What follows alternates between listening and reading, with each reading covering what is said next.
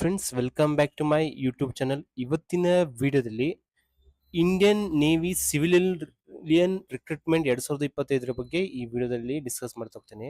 ನೀವೇನಾದರೂ ಹೊಸಬ್ರಾಗಿದ್ರೆ ನಮ್ಮ ಚಾನಲ್ನ ಲೈಕ್ ಮಾಡಿ, ಶೇರ್ ಮಾಡಿ, ಸಬ್ಸ್ಕ್ರೈಬ್ ಮಾಡಿ.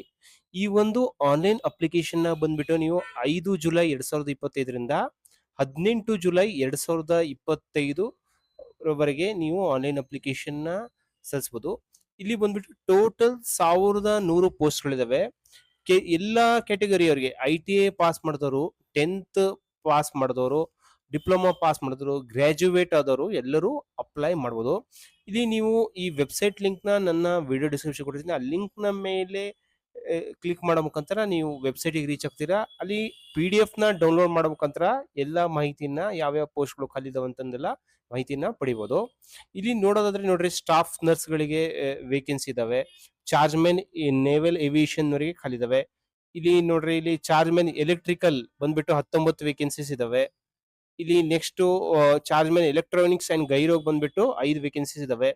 ಹಿಂಗೆ ಚಾರ್ಜ್ ಮೆನ್ ವೆಪನ್ ಎಲೆಕ್ಟ್ರಾನಿಕ್ಸ್ ಬಂದ್ಬಿಟ್ಟು 5 ವೇಕೆನ್ಸೀಸ್ ಇದಾವೆ.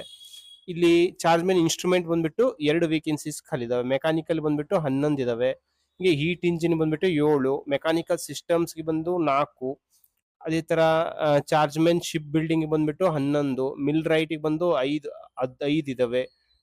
ಹಿಂಗೆ ಎಲ್ಲಾ ತರದ ವೇಕೆನ್ಸೀಸ್ ಇದಾವೆ. ನೀವು ಯಾವ ಒಂದು ಪೋಸ್ಟ್ ಹಾಕ್ಬೇಕು, ಮತ್ತೆ ಯಾವ ಒಂದು ರಿಕ್ರೂಟ್ಮೆಂಟ್, ಯಾವ ಒಂದು ವಿದ್ಯಾರ್ಥಿನ ಎಜುಕೇಶನ್ ಕ್ವಾಲಿಫಿಕೇಶನ್ ಹೊಂದಿರ್ಬೇಕಂತೆಲ್ಲ ನೋಡ್ಕೋಬೇಕಾಗತ್ತೆ ಅಪ್ಲಿಕೇಶನ್ ಹಾಕೋಕ್ಕಿಂತ ಮುಂಚೆ.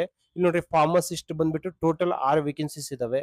ಅದೇ ತರ ಕ್ಯಾಮ್ರಾಮನ್ ಬಂದ್ಬಿಟ್ಟು 1 ವೇಕೆನ್ಸಿ ಇದಾವೆ. ಸ್ಟೋರ್ ಸೂಪರಿಂಟೆಂಡೆಂಟ್ ಬಂದ್ಬಿಟ್ಟು 8 ವೇಕೆನ್ಸೀಸ್ ಇದಾವೆ.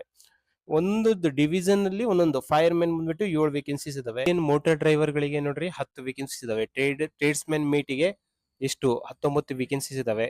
ಪೆಸ್ಟ್ ಕಂಟ್ರೋಲ್ ವರ್ಕರ್ ಗೆ ಬಂದ್ಬಿಟ್ಟು 3 ವೇಕೆನ್ಸೀಸ್ ಇದಾವೆ. ಇಲ್ಲಿ ಇಲ್ಲಿ ಭಂಡಾರಿ ಬಂದ್ಬಿಟ್ಟು 1 ವೇಕೆನ್ಸೀಸ್ ಇದಾವೆ. ಇದೇ ತರ ನೀವು ನೋಡ್ಬೋದು. ಮಲ್ಟಿ ಟಾಸ್ಕಿಂಗ್ ಸ್ಟಾಫ್ ಬಂದ್ಬಿಟ್ಟು 81 ವೇಕೆನ್ಸೀಸ್ ಇದಾವೆ. ನೀವು ಯಾವುದು ಒಂದು ವೇಕೆನ್ಸಿಗೆ, ಯಾವ ಒಂದು ಪೋಸ್ಟ್ಗೆ ಅಪ್ಲೈ ಮಾಡ್ತೀರಾ, ಅದು ಯಾವ ವಿದ್ಯಾರ್ಥಿ ಆಗಿರುತ್ತೆ ಅಂತಂದೆಲ್ಲ ನೋಡ್ಕೋಬೇಕಾಗತ್ತೆ. ಇಲ್ಲಿ ನೋಡ್ರಿ, PWD ಕ್ಯಾಂಡಿಡೇಟ್ಸು ಅಪ್ಲೈ ಮಾಡ್ಬೋದು. ಅವರಿಗೆ ಇಲ್ಲಿ ನೋಡ್ರಿ, ಯಾವ ಒಂದು ಅಪ್ಲೈ ಮಾಡ್ತಾರೆ ಅಂದ್ರೆ ಫಿಸಿಕಲ್ ರಿಕ್ವೈರ್ಮೆಂಟ್, ಡಿಸೆಬಿಲಿಟಿ, ಯಾವ ಒಂದು ಡಿಸೆಬಿಲಿಟಿ ಅಟ್ಲೀಸ್ಟ್ ಮಿನಿಮಮ್ ರಿಕ್ವೈರ್ಮೆಂಟ್ ಏನ್ ಬೇಕು ಅಂತ ಕೊಟ್ಟಿದ್ದಾರೆ. ಇಲ್ಲಿ ಯಾವ ಒಂದು ಅಬ್ರಿವಿಯೇಷನ್ಸ್ ನ ಕೊಟ್ಟಿದ್ದಾರೆ, ಅಬ್ರಿವಿಯೇಷನ್ಸ್ ನ ಫುಲ್ ಫಾರ್ಮ್ ನ ನೀವು ಇಲ್ಲಿ ನೋಡ್ಬೋದು ಕೆಳಗಡೆ. ಇದೇ ತರ ಏನು OA ಅಂದ್ರೆ ಏನು, ಏನಂತಂದು, OA ಅಂದ್ರೆ ಏನು, OL ಅಂದ್ರೆ ಏನು, BA ಅಂತಂದ್ರೆ ಏನು ಎಲ್ಲ. ಇಲ್ಲಿ ನೋಡ್ರಿ, ಸ್ಟಾಫ್ ನರ್ಸಿಗೆ ಬಂದ್ಬಿಟ್ಟು 45 ವರ್ಷ ತನಕ ಅಪ್ಲೈ ಮಾಡ್ಬೋದು. ಚಾರ್ಜ್ ಮೆನ್ಗೆ ಬಂದ್ಬಿಟ್ಟು 18ರಿಂದ 30 ವರ್ಷ ತನಕ ಅಪ್ಲೈ ಮಾಡ್ಬೋದು. ಇಲ್ಲಿ ನೋಡ್ರಿ, ಚಾರ್ಜ್ ಮೆನ್ ಮೆಕ್ಯಾನಿಕ್ ಬಂದ್ಬಿಟ್ಟು ನೋಡ್ರಿ, ಮೆಕ್ಯಾನಿಕ್ ಅಮ್ಯುನಿಷನ್ ಅಂಡ್ ಎಕ್ಸ್ಪ್ಲೋಸಿವ್ 30 ವರ್ಷದೊಳಗಡೆ ಇರಬೇಕು. ಇಲ್ಲಿ ನೋಡ್ರಿ, ಚಾರ್ಜ್ ಮೆನ್ ಇವೆಲ್ಲ electronics, instrument, mechanical, metal, ship building ಇವೆಲ್ಲ ಬಂದ್ಬಿಟ್ಟು 18ರಿಂದ 25 ವರ್ಷದೊಳಗೆ ಇರಬೇಕು. ಚಾರ್ಜ್ ಮೆನ್ ಇಲ್ಲಿ ಮೆಕಾಟ್ರಾನಿಕ್ಸ್, ಸಿವಿಲ್ ವರ್ಕ್ಸ್, ಮಿಷಿನ್ ಇವೆಲ್ಲ 18ರಿಂದ 25 ವರ್ಷ ತನಕ ಇರಬೇಕು. ಅಸಿಸ್ಟೆಂಟ್ ಆರ್ಟಿಸ್ಟ್ ರೀಟಚರ್ ಬಂದ್ಬಿಟ್ಟು ನೋಡ್ರಿ, ಇಲ್ಲಿ ಎಷ್ಟು ಕ್ಯಾಮ್ರಾಮನ್, ಫಾರ್ಮಸಿಸ್ಟ್ ಬಂದ್ಬಿಟ್ಟು 18ರಿಂದ 27 ವರ್ಷದವರೆಗೆ ಇರಬೇಕು. ಅದೇ ತರ ಪೆಸ್ಟ್ ಕಂಟ್ರೋಲ್ ಬಂದ್ಬಿಟ್ಟು 18ರಿಂದ 25. ಮಲ್ಟಿ ಟಾಸ್ಕಿಂಗ್ ಸ್ಟಾಫ್ ಬಂದ್ಬಿಟ್ಟು 18ರಿಂದ 25 ನೋಡ್ರಿ. ಅದೇ ತರ ಡ್ರಾಫ್ಟ್ಸ್ಮನ್ ಕನ್ಸ್ಟ್ರಕ್ಷನ್ ಬಂದ್ಬಿಟ್ಟು 18ರಿಂದ 27 ವರ್ಷದೊಳಗಡೆ ಇರಬೇಕು. ಇಲ್ಲಿ ಯಾವ ಒಂದು ಪೋಸ್ಟ್ಗೆ ಇಲ್ಲಿ ನೋಡ್ರಿ, ನೇಮ್ ಆಫ್ ದ ಪೋಸ್ಟ್ ಅಂತಿದೆ. ಇಲ್ಲಿ ಕ್ವಾಲಿಫಿಕೇಶನ್ ಸ್ಟಾಫ್ ನರ್ಸಿಗೆ ಬಂದ್ಬಿಟ್ಟು SSLC ಆಗಿರಬೇಕು. ಹಾಸ್ಪಿಟಲ್ ಟ್ರೈನಿಂಗ್ ಅಪ್ರೂವ್ ಮಾಡಿರ್ತಕ್ಕಂಥ ಸರ್ಟಿಫಿಕೇಟ್ ಇರಬೇಕು. ಮೆಡಿಕಲ್ ಅಲ್ಲಿ ಕೆಲಸ, ಹಿಂದಿ ಲ್ಯಾಂಗ್ವೇಜ್ ತಿಳಿದಿರಬೇಕು. ನೋಡ್ರಿ, ಯಾವ ಒಂದು ಚಾರ್ಜ್ ಮೆನ್ ಆದ್ರೆ ಯಾವ ಒಂದು ಎಸೆನ್ಷಿಯಲ್ ಕ್ವಾಲಿಫಿಕೇಶನ್ ಆಗಿರ್ಬೇಕು ಅಂತಂದು. ಇಲ್ಲಿ ಚಾರ್ಜ್ ಮೆನ್ ಅಮ್ಯುನಿಷನ್ ವರ್ಕ್ಶಾಪ್ ಬಂದ್ರೆ ನೋಡ್ರಿ, BSc ಆಗಿರಬೇಕು. ಫಿಸಿಕ್ಸ್, ಕೆಮಿಸ್ಟ್ರಿ, PCM ಅಲ್ಲಿ ಡಿಗ್ರಿ ಆಗಿರಬೇಕು, ಅಥವಾ ಡಿಪ್ಲೊಮಾ ಇಲ್ಲಿ ಕೆಮಿಕಲ್ ಇಂಜಿನಿಯರಿಂಗ್ ಆಗಿರಬೇಕು ಅಂತಂದು ಇವೆಲ್ಲ ಇದೆ. ನೀವು ಯಾವ ಒಂದು ಪೋಸ್ಟ್ ನೋಡ್ತೀರಾ, ಏನು ಒಂದು ಕ್ವಾಲಿಫಿಕೇಶನ್ ಚಾರ್ಜ್ ಮೆನ್ ಆದ್ರೆ ನೋಡ್ರಿ, ಮತ್ತೆ ಫಿಸಿಕ್ಸ್ BSc ಆಗಿರ್ಬೇಕು ಅಂತ ಇದೆ ಇಲ್ಲಿ. ನೆಕ್ಸ್ಟ್ ಇದೇ ತರ ನೀವು ಯಾವ ಒಂದು ಹುದ್ದೆಗಳಿದಾವೆ, ಮತ್ತೆ ಯಾವ ಒಂದು ಫಾರ್ಮಸಿಸ್ಟ್ ಬಂದ್ರೆ ನೋಡ್ರಿ, 12th ಕ್ಲಾಸ್ ಪಾಸ್ ಆಗಿರಬೇಕು ಸೈನ್ಸ್ ಸಬ್ಜೆಕ್ಟ್ ಅಲ್ಲಿ. ಡಿಪ್ಲೊಮಾ ಇನ್ ಫಾರ್ಮಸಿ ಮಾಡಿರ್ಬೇಕು. 2 ಇಯರ್ಸ್ ಹಾಸ್ಪಿಟಲ್ ಎಕ್ಸ್ಪೀರಿಯನ್ಸ್ ಇರಬೇಕು ಅಂತ ಇದೆ. ಇಲ್ಲಿ B ಫಾರ್ಮಾ ಮಾಡಿದವರು ಅಪ್ಲೈ ಮಾಡಬಹುದು. ಕ್ಯಾಮ್ರಾಮನ್ಗೆ ಏನೇನೆಲ್ಲ ಗೊತ್ತಿರಬೇಕು ಅಂತಂದಿದೆ. ಸ್ಟೋರ್ ಸೂಪರಿಂಟೆಂಡೆಂಟ್ ಬಂದ್ರೆ ನೋಡ್ರಿ, ಸೈನ್ಸ್ ಡಿಪ್ಲೊಮಾ ಡಿಗ್ರಿ ಆಗಿರಬೇಕು, ಫಿಸಿಕ್ಸ್ ಸೈನ್ಸ್ ಅಲ್ಲಿ. ಮತ್ತೆ ಇಲ್ಲ ಅಥವಾ ಸೈನ್ಸ್ ಓದಿರ್ಬೇಕು, PU ಸೆಕೆಂಡ್ PUC ಸೈನ್ಸ್ ಓದಿರ್ಬೇಕು. ಇವೆಲ್ಲ ಇದೇ ತರ ಇದೆ. ಫೈರ್ ಮ್ಯಾನಿಗೆ ಏನು, ಟ್ರೇಡ್ಸ್ ಮ್ಯಾನಿಗೆ ನೋಡ್ರಿ, ಟ್ರೇಡ್ಸ್ ಮ್ಯಾನಿಗೆ ಬಂದ್ರೆ ಬರೀ 10th ಪಾಸ್ ಮಾಡಿದ್ರೆ ಆಯ್ತು. ITI ಮಾಡಿದವರು ಅಪ್ಲೈ ಮಾಡ್ಬೋದು. ಇದೇ ತರ ಎಲ್ಲ ಇದಾವೆ.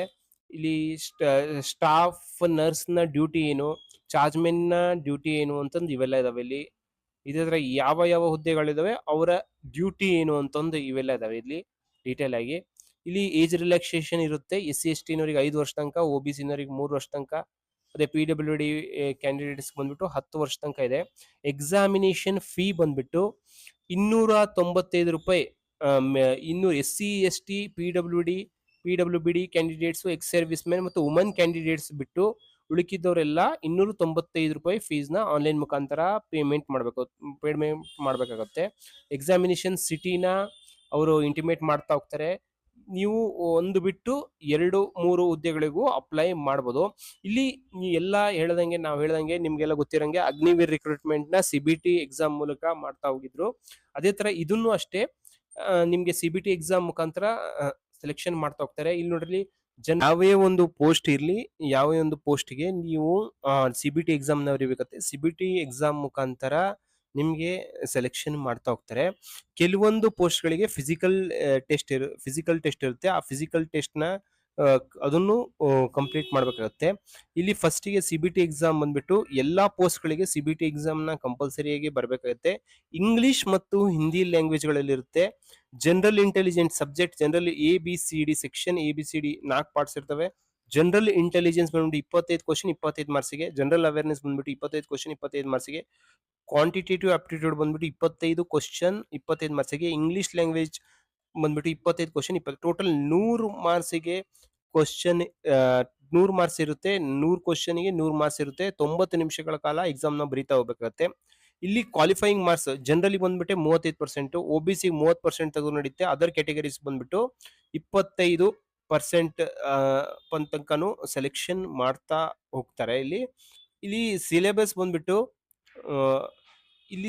ಬಂದ್ಬಿಟ್ಟು ಯಾವ ತರ ಸಿಲೆಬಸ್ ಇದೆ, ಸ್ಟಾಫ್ ನರ್ಸಿಗೆ ಯಾವ ತರ ಸಿಲೆಬಸ್, ಜನರಲ್ ಅವೇರ್ನೆಸ್ ನ ಬಗ್ಗೆ ಇಲ್ಲಿ ನೀವು ಜನರಲ್ ಬರೀತಿರಲ್ಲ, ಜನರಲ್ ಇಂಟೆಲಿಜೆನ್ಸ್ ಬಂದ್ಬಿಟ್ಟು ಯಾವ ತರ ಎಲ್ಲ ಓದ್ಕೊಂಡಿರ್ಬೇಕು, ಜನರಲ್ ಅವೇರ್ನೆಸ್ ಬಗ್ಗೆ ಯಾವ ತರ, ಕ್ವಾಂಟಿಟೇಟಿವ್ ಆಪ್ಟಿಟ್ಯೂಡ್ ನ ಯಾವ್ದೆಲ್ಲ ಓದ್ಕೊಂಡಿರ್ಬೇಕು, ಇಂಗ್ಲಿಷ್ ಲ್ಯಾಂಗ್ವೇಜ್ ಬಂದ್ಬಿಟ್ಟು ಎದ್ರ ಬಗ್ಗೆ ಓದ್ಕೊಂಡಿರ್ಬೇಕು ಅಂತಂದು ಎಲ್ಲ ಇದೆ.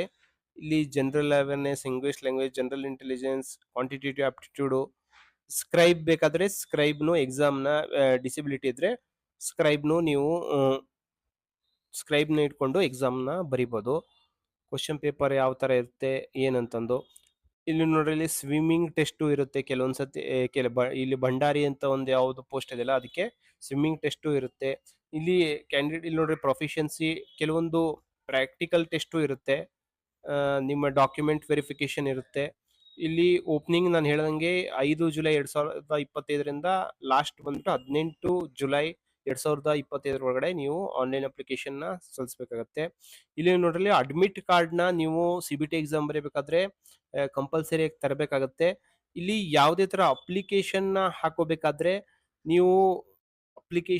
ಹಾಕೋಬೇಕಾದ್ರೆ ಯಾವುದೇ ತರ ತಪ್ಪು ತುಂಬಿದ್ರೆ ಯಾವುದೇ ತರ ಎಡಿಟಿಂಗ್ ಆಪ್ಷನ್ ಕೊಡೋದಿಲ್ಲ, ಎಡಿಟಿಂಗ್ ಡೇಟು ಓಪನ್ ಆಗೋದಿಲ್ಲ. ಇಲ್ಲಿ ಯಾವೆಲ್ಲ ಡಾಕ್ಯುಮೆಂಟ್ಸ್ ಬೇಕು ಅಂತಂದು ಎಲ್ಲ ಡೀಟೇಲ್ ಆಗಿದೆ. ಇಲ್ಲಿ ನೋಡ್ರಿ, ಸ್ಕ್ಯಾನ್ ಕಾಪಿನ ಇಲ್ಲಿ ಯಾವ್ದು ಸ್ಕ್ಯಾನ್ ಕಾಪಿನ ತಗೊಂಡು ಅಪ್ಲೋಡ್ ಮಾಡ್ಬೇಕಂತ ಇವೆಲ್ಲ ಇದಾವೆ. ಇಲ್ಲಿ ಡಾಕ್ಯುಮೆಂಟ್ಸ್ ಯಾವ್ದಾದ್ರು ಸ್ಕ್ಯಾನ್ ಮಾಡಬೇಕು, ಎಷ್ಟು KB ಒಳಗಡೆ ಇರ್ಬೇಕಂತಂದು. ಇಲ್ಲಿ ಸಿಟಿಜನ್ಶಿಪ್, ಇಂಡಿಯನ್ ಸಿಟಿಜನ್ಶಿಪ್ ಆಗಿರ್ಬೇಕು, ಅವ್ರು ಅಪ್ಲೈ ಮಾಡ್ಬೋದು.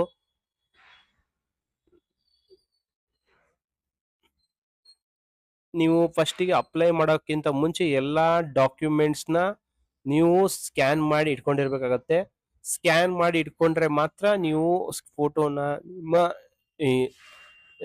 ನಿಮ್ಮ ಇನ್ಕಮ್ ಸರ್ಟಿಫಿಕೇಟ್ನ ಮತ್ತೆ ಯಾವ್ದ SSLC ಮಾರ್ಕ್ಸ್ ಕಾರ್ಡ್ನ ಇವೆಲ್ಲ ಸ್ಕ್ಯಾನ್ ಮಾಡಿ ಇಟ್ಕೊಂಡು ಅಪ್ಲೋಡ್ ಮಾಡ್ಬೇಕಾಗತ್ತೆ. ಇದೇ ನಾನು ಮುಂದಿನ ವಿಡಿಯೋದಲ್ಲಿ ಹೇಗೆ ಆನ್ಲೈನ್ ಅಪ್ಲೈ ಮಾಡೋದಂತ ಹೇಳ್ಕೊಡ್ತೀನಿ. ಈ ವಿಡಿಯೋ ನಿಮ್ಗೆ ಇಷ್ಟವಾದಲ್ಲಿ ನಮ್ಮ ಚಾನಲ್ನ ಲೈಕ್ ಮಾಡಿ, ಶೇರ್ ಮಾಡಿ, ಸಬ್ಸ್ಕ್ರೈಬ್ ಮಾಡಿ. Thank you.